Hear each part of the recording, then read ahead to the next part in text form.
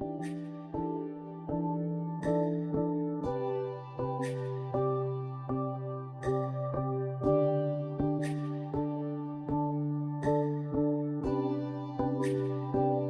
Zealand adalah negara dengan bentuk pemerintahan monarki konstitusional.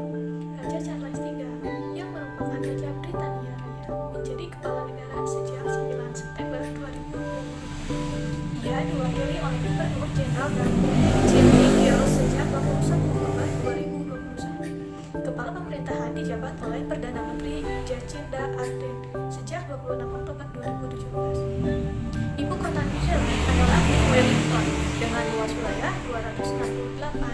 268.838 km persegi. Jumlah penduduknya mencapai 4,6 juta jiwa pada tahun 2022, dengan mayoritas terdiri dari suku Eropa, Maori, Asia, dan lainnya. Agama yang dianut penduduknya meliputi Kristen, Hindu, Buddha, Islam, dan sebagian besar lainnya tidak beragama.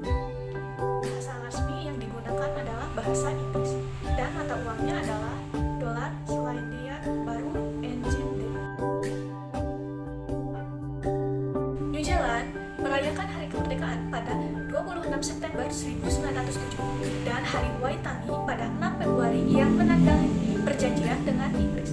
Hari Anja pada 25 April juga diperingati untuk mengenang pahlawan Perang Dunia I. Lagu kebangsaan negara ini berjudul God Given New Zealand.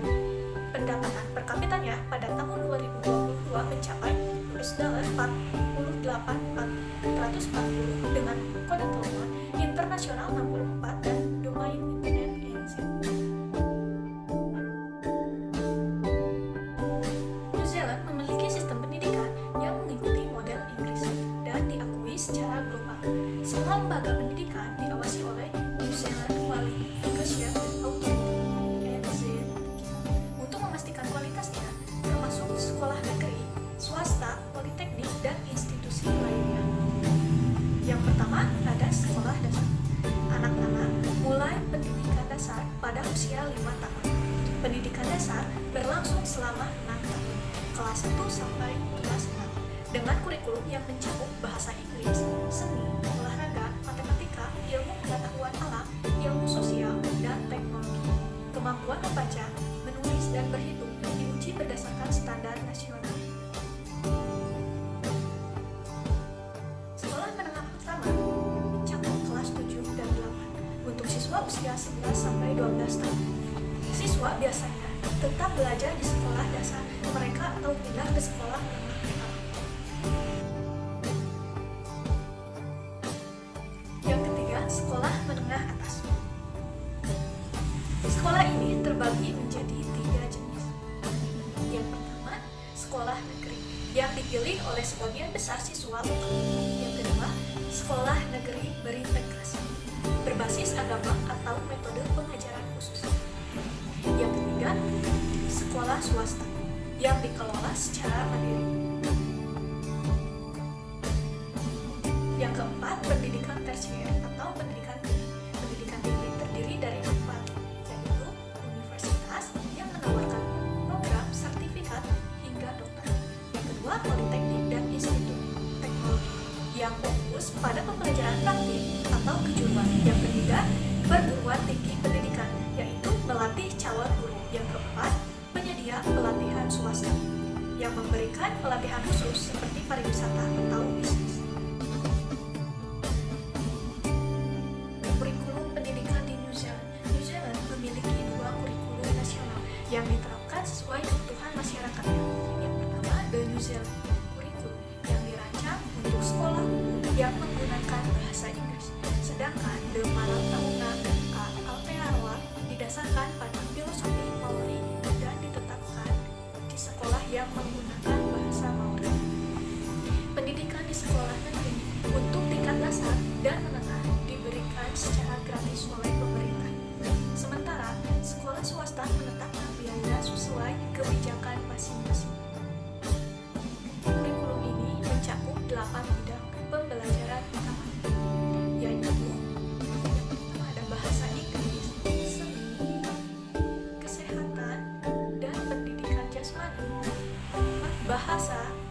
Kelima, matematika dan sains.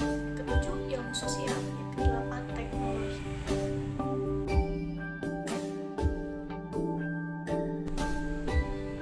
Visi kurikulum New Zealand. Visi kurikulum New Zealand adalah membentuk generasi muda yang memiliki kepercayaan diri, kemampuan untuk berhubung dengan baik, keterlibatan aktif, dan menjadi pembelajar sepanjang hayat. Anak-anak yang percaya diri mampu membangun identitas diri, termotivasi, dan tangguh. Mereka yang terhubung dapat menjalin hubungan yang baik dengan orang lain, memahami lingkungan, serta menjadi anggota masyarakat yang aktif. Anak-anak yang terlibat aktif berkontribusi dalam berbagai aspek kehidupan termasuk budaya, ekonomi, dan lingkungan. Sebagai pembelajar sepanjang hayat, mereka terus berpikir kritis dan kreatif, serta selalu terbuka terhadap pengetahuan baru. Pendukung visi kurikulum. Visi ini didukung oleh berbagai elemen penting. Yang pertama, nilai-nilai yang ditanamkan dalam kurikulum seperti keunggulan, inovasi, keberagaman, keadilan, integritas, keberlanjutan lingkungan, dan penghormatan terhadap orang lain. Yang kedua, kompetensi utama yang diajarkan untuk mengembangkan keterampilan pengembangan kepentingan. Yang pertama ada berpikir secara kreatif dan kritis. Yang kedua, menggunakan bahasa, simbol, dan teks untuk memahami dan berkomunikasi dalam berbagai konteks. Yang ketiga, mengatur diri dengan sikap mandiri dan tangguh menghadapi tantangan. Yang keempat, berhubungan dengan orang lain secara efektif dan bekerja sama dalam berbagai situasi. Yang kelima, berpartisipasi dan memberi kontribusi di komunitas dan lingkungan sekitar. Yang ketiga, ada bidang pembelajaran utama yang mencakup 8 mata pembelajaran yang diseimbangkan dengan keterampilan esensial seperti komunikasi, pemecahan masalah, dan manajemen diri.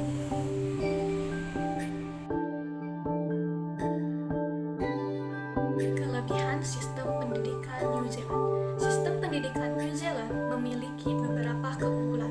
Pendekatan pembelajaran yang fleksibel dan berpusat pada siswa membuat setiap individu dapat belajar sesuai kebutuhan dan potensinya.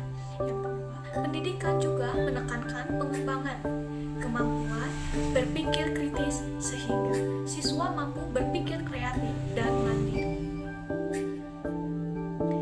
Penggunaan teknologi juga dalam pembelajaran membantu siswa mengakses informasi dengan mudah dan meningkatkan keterampilan digital.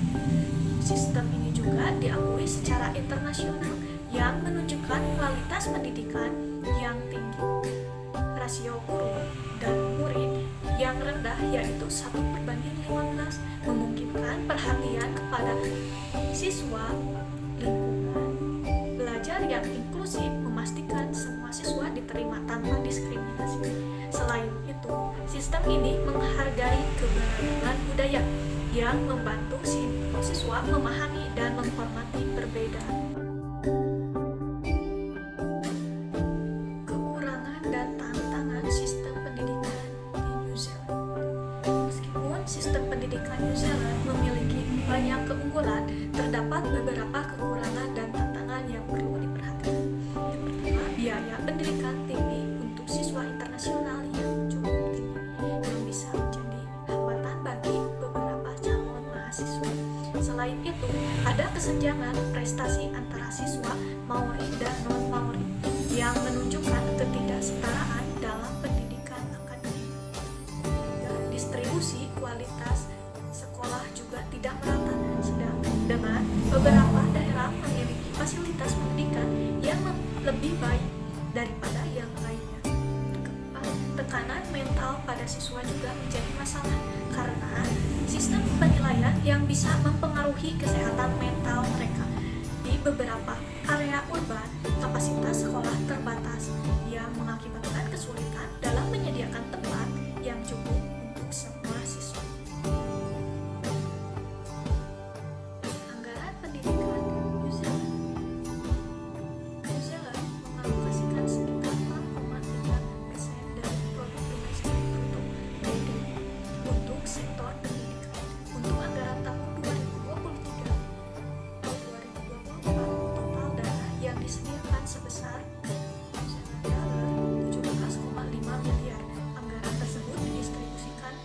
berbagai sektor pendidikan sebagai berikut.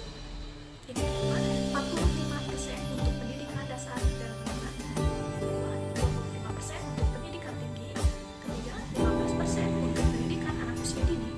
Yang keempat, 15% untuk penelitian dan pengembangan.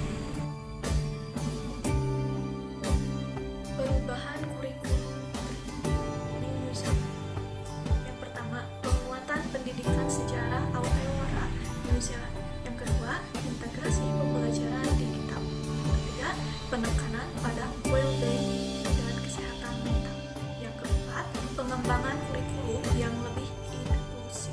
Yang kelima, penguatan pembelajaran STEM. Yang keenam, peningkatan fokus pada keberlanjutan lingkungan.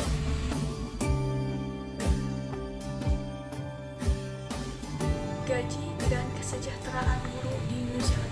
Pada tahun 2024, gaji guru di New Zealand adalah sebagai berikut. Yang pertama, guru baru mendapat gaji antara New Zealand dollar 52 hingga New Zealand dollar 57 per tahun. Yang kedua, guru berpengalaman menerima gaji antara New Zealand dollar 71 hingga New Zealand dollar 90 per tahun. Yang ketiga, kepala sekolah memiliki gaji lebih dari New Zealand dollar 100 per tahun. Selain itu, guru juga menerima berbagai tunjangan tambahan seperti pertama, tunjangan lokasi terpencil, bantuan pengembangan profesional, asuransi kesehatan, dana pensiun, peningkatan gaji setiap 1